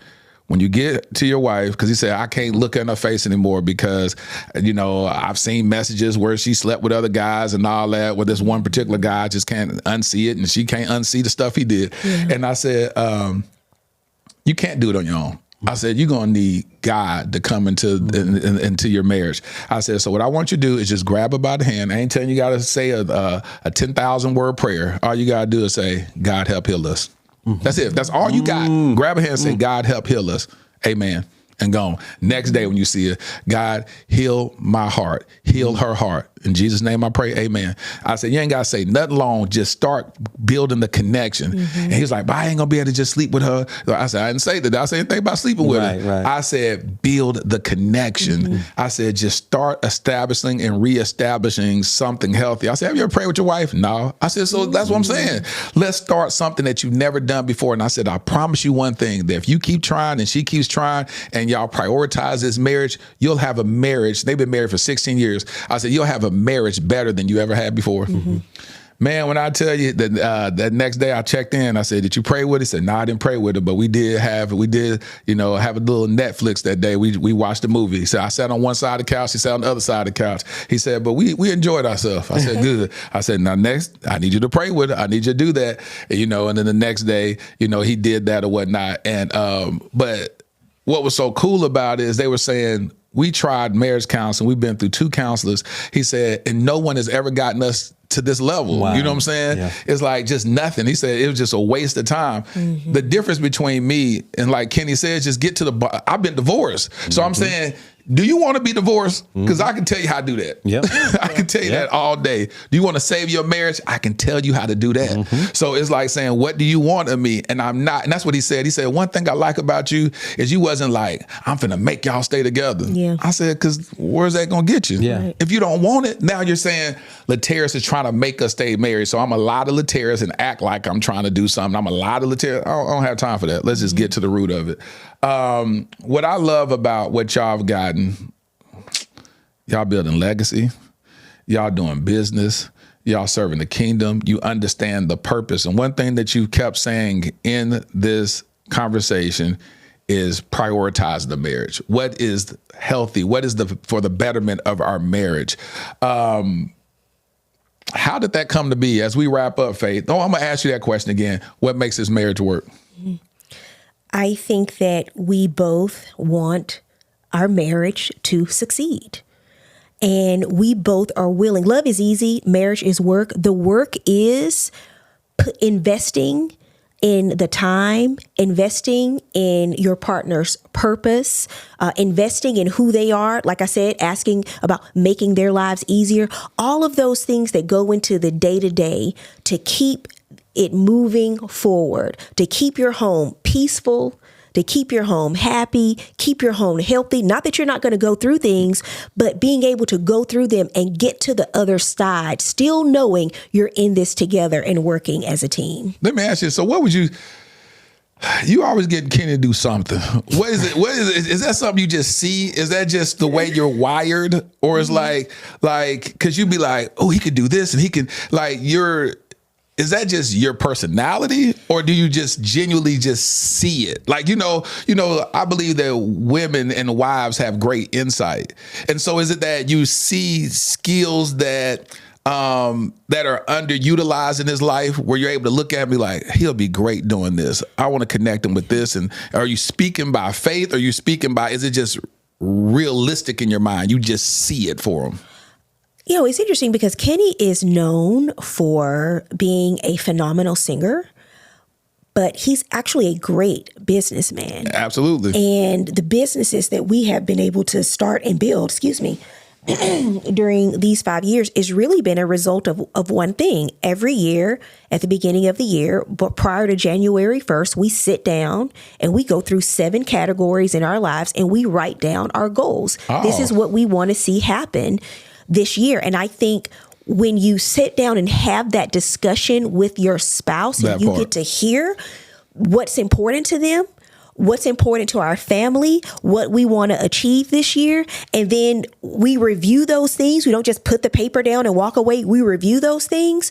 Your life will rise up and meet you at the level of what your expectations are. True. So we put it out there. This is what we expect to happen. Kenny had not had a Billboard number one song. I don't even think he had talked about it for years, especially as an independent artist. He was with a major record label when he had the number one that stayed number one for 17 weeks. We wrote that down on our vision board at the beginning of the year. I said, Kenny, I think you should go for this. I think this is something that you should aspire to achieve again. And he wrote it down. I'm going to have another Billboard number one song. It happened that next year, because now we're putting it out there to the world. So that's what I believe in. I believe in living a life that is limitless. We don't have to, the limitations that we have on our lives are things that we put on ourselves. So I believe in taking all of that off and dreaming big and doing the work. And this man has a heart of gold. He's a gift to humanity. He's a gift to my life. He's a gift to our family's life. He's a gift to the world. I wish there were more Kennys like him in the music industry. It would be a different industry. industry. Like Maxwell said, he is one of the good guys. And so I love to see him achieve his dreams because he deserves it. And I do the same thing. I'm the cheerleader. I try to, I'm subtle probably with my things. So I might say to her, this is what I think God is saying to me about your next move or what you're doing. But I don't push. I'll just go, I'll say it just enough so you'll remember that still small voice. That's what I always think about God's still small voice. And then things come to pass, and then she'll come back. What I do love, because everybody doesn't always do this, she'll come back and say, you know what, you did say such and such and such, you know. Some people don't. Some people will be like, I'm not even acknowledging that. But she'll just be like, no, you know, you said this before. I was like, I see there's something God is going to allow you to own this and this and this. I began to run down this whole thing and celebrated and was excited. Like, you don't see it, I see it. Oh my gosh. This is what's getting ready to happen to you. Producing content. My gosh. When you have a partner that is lifting you up, there is no competition between us. Because we know when one of us wins, the team wins. Mm-hmm. So we are all about winning. Either of us winning, because we know our team wins. So there's no competition. We complement each other constantly, and that's where we are. You remember the Valentine's event that we produced together? Oh yeah, yes, I do. That was like the first year of marriage. Yeah, y'all married. What, he married a year? It was coming up on our 1 year anniversary. It sure was. It was during that COVID. That was dope. Yeah. So y'all always like doing something, and it was fun. And I mean. Yeah. The one thing we haven't really talked about is a lot of romance and a lot of things. Okay, those are the givens. Y'all, go have your date nights. Please have your date nights. Find beautiful romantic restaurants. Go on trips. These are some of the goals that we write down for ourselves, that we do some time alone without the baby, you know, and weekends and travel and just different things that will always complement. Well, tell them that big trip y'all just went on. Oh, we went to Egypt. Yeah, that's on my bucket list. I gotta go to Egypt. Yeah. Oh my gosh, that was pretty. How many days? Intense too. We were there for like almost 2 weeks. Yeah, because the travel, weeks, you know, the travel was just such a long trip. But we were like, we're going to do it a certain way. We're going to do it high 5-star first class so that it doesn't feel as taxing, because travel can be a lot too. You need a vacation from the vacation. Yes, exactly. When you get back. But we were blessed to, and this time in our lives, we're celebrating. It's not a brag or flex, but we were able to do it in a way that it felt like, wow, we landed in Qatar. Yeah. And Faith was like, did we just fly?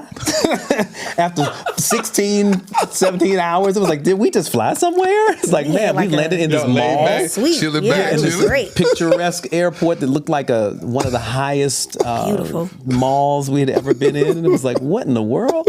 Did we just and then fly? Egypt was amazing. Oh, it was amazing. And it was very romantic as well. We went and did a tea one time at the restaurant where the Death of the Nile was filmed. Oh man, it was a really beautiful trip. And we're actually gonna host a trip. Hosting like that. Because of that experience, we were like, you know what?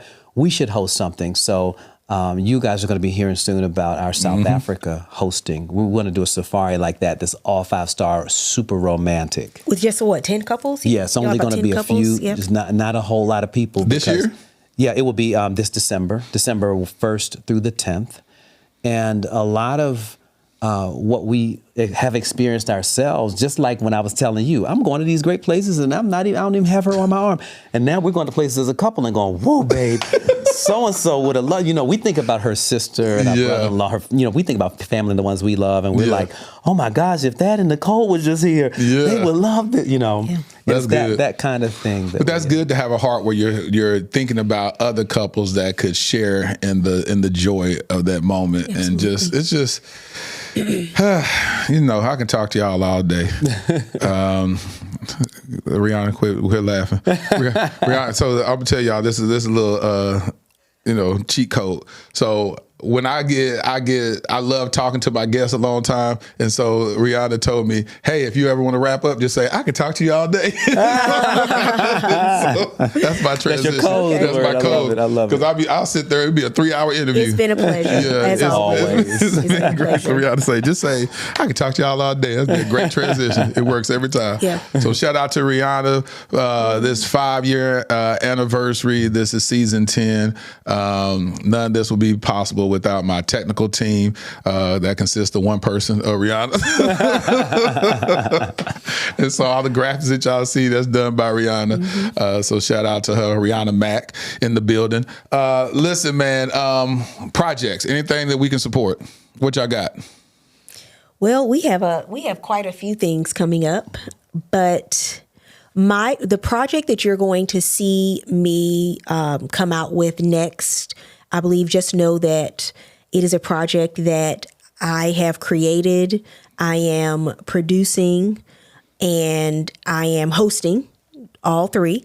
And with his encouragement, you just feel like you can, with that kind of support and encouragement, you take the steps, right? You dream the bigger dreams. And so it's been something that it's been on my heart to do for several years. So you'll hear about it soon. And may Kenny I say is with what space it's in? Because people have been waiting for you in this space. Yeah. No, okay, and I'm going to take her direction. But I will say that her she's in season 4? Four. Killer Relationship has been renewed into its 4th season, so she'll be taping that as well. Good. I'm telling you, you can get the extra seasons, boy, because sometimes these things you come back from your lunch break and it be canceled. And so hey, that's so true. You be like, hold on, what happened? I was just watching this. They canceled while I was watching it. Yeah, and so that says a lot. Yeah. You just out here just moving and shaking. And Kenny's doing the R&B Hall of Fame ceremony this year. So the induction ceremony. That's going to be wonderful. We're bringing to her hometown of Shreveport, Louisiana, which is going to be really cool. And in addition to that, I have an orchestral album. When's the date for that? October the 5th. October 5th. And so KL Entertainment Group will produce that. And we're just looking forward to it. It's going to be a great celebration of people that we love. And we've lost some amazing people to our industry that are in our industry this year. And we're looking forward to continue to celebrate them as well. And I have an orchestral album coming. So I'm so excited that for many, many years, at least 8 to 10 years, I've been talking about doing an album with orchestra. People have seen me in my live shows do classical and Frank Sinatra and all that. And they go, when is the album coming? And I was like, really? Well, I really did it finally. Finally. Yeah. Now that's going to be special.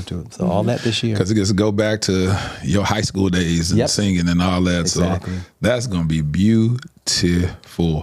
If y'all have ever seen, or let me say, if y'all have seen the Kenny Lattimore live performance, you already know what I'm about to say. But if you haven't seen it, if you hear Kenny Lattimore is going to be performing anywhere, get a ticket. It'll be worth your time. Even if you got to travel solo to go check it out, it's amazing because it's just not many of you around anymore. People that can just stand there flat foot and sing. I'm talking about and sang, and you'll go into other languages and you can sing in Italian and all that. Just amazing. Hold on, you sang a song in German, didn't you? Yeah, you was singing German and all that, and then you start singing For You. See, he speak a little Spanish. He can sing For You in Spanish. He can sing For You in Spanish. But yeah, amazing dynamic duo. Love what y'all contributed on today's episode. Love the fact that y'all are not just surviving, y'all thriving. And y'all are happily. I love how you made a point to say that, Faith, happily married. Because sometimes people can just see you married and they see the curated poses that you may post on social media or the videos and be like, yeah, they ain't happy. You can just tell because look, she didn't touch his hand. She touched his hand 3 times in the whole interview. 3 times. If they really loved each other, it'd be around 10 to 15. All that goofy stuff. You're like, y'all just goofy. Work on yourself. So the reality is this. Hey, support my family. Thank y'all so much for blessing the Dear Future Wifey podcast. Y'all give it up for my homies, Kenny and Faith Lattimore. Congratulations. Happy anniversary. Thank you. Happy 5 year to y'all too. Thank you. Thank you. Stay tuned to the end for a letter to my future wifey. Been writing these love letters to you. Ladarian, thrusted suddenly into Child Protective Services in 2015. My nephew, Black, a boy.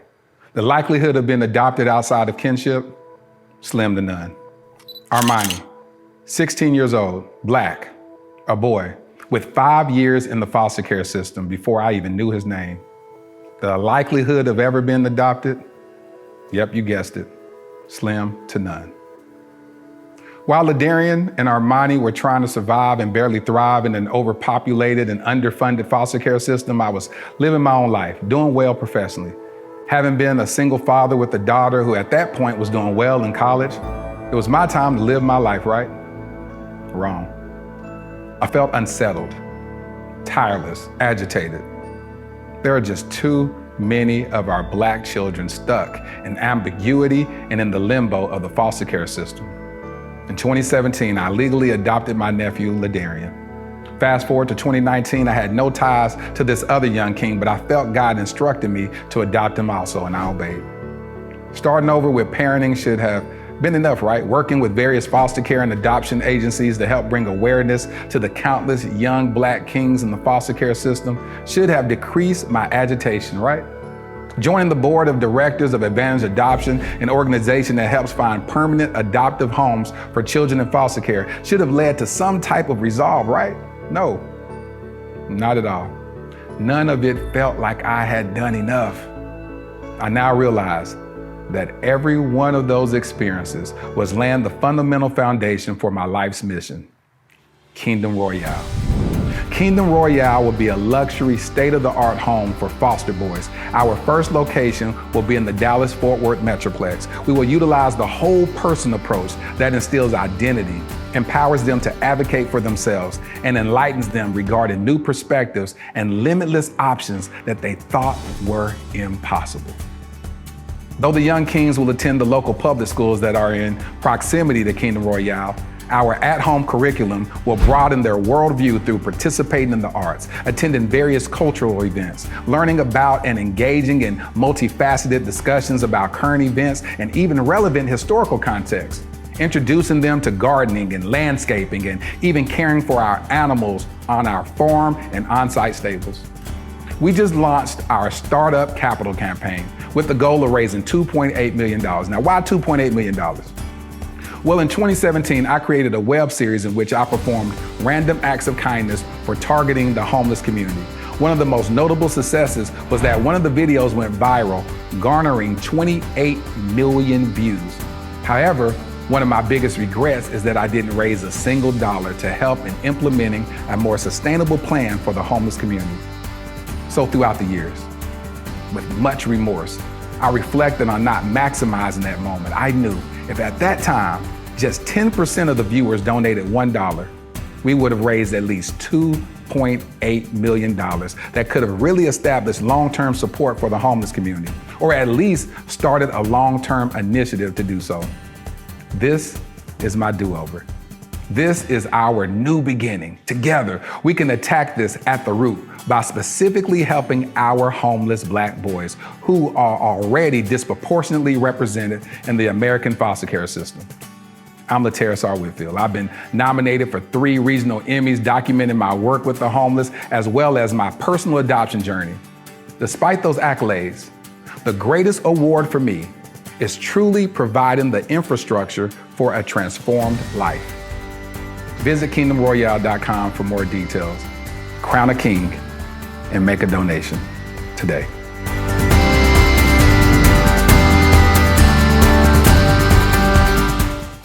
You know what? I really enjoyed having my people on the podcast.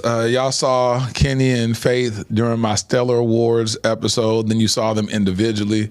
But I love to always go back to my core, my group of friends who, you know, really were a great source of inspiration behind the Dear Future Wifey podcast. They got married March the 8th, 2020. I launched the podcast April the 15th of 2020. And so this was a special episode, season 10. Well, here's my favorite part of the podcast where I speak to my future wifey. Dear future wifey, marriage is more than a union between two hearts. It's a garden, a place where love is cultivated, nurtured, and bears fruit that extends beyond just the two of us. The fruitfulness of our marriage isn't just measured in the love we share, but in the impact we have on those around us. I look forward to the ways our marriage will enrich not only our lives, but also our friendships. You will be the missing piece that enhances my circle, bringing wisdom, warmth, and a perspective that only you can provide. Your presence will sharpen me, making me a better friend, mentor, and a confidant to those I hold dear. Where I may lack, you will fill in. Where I may lead, you will complement. I imagine moments where your kindness mends broken friendships, where your insight provides clarity in difficult situations, and where your prayers cover not just me, but those who call me brother, friend, and mentor.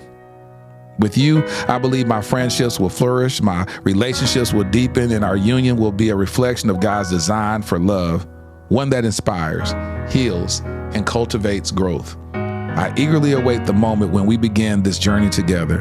Until then, I prepare my heart and my life to be a husband worthy of the gift that you are. Your future hubby. I hope you enjoyed this episode of the Dear Future Wifey podcast. Remember, be lit, live intentionally and transparently, and don't stop loving. Make sure to subscribe to our Dear Future Wifey YouTube channel. We're available on Apple Podcasts, Google Podcasts, Spotify, and Stitcher. We welcome your support. Simply share our podcast with your friends and family.